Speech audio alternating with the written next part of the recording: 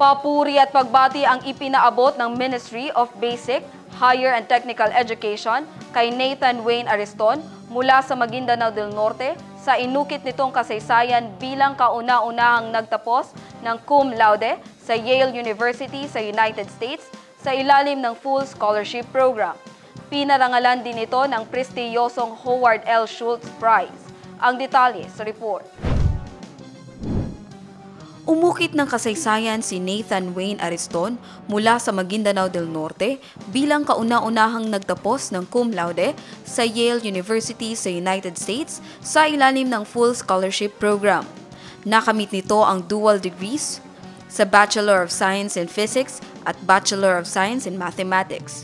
Tinanggap din ni Nathan Wayne ang prestigyosong Howard L. Schultz Prize na ibinibigay sa mga mag-aaral na nagpakita ng kahusayan at inventiveness tulad ng galing ni Professor Schultz.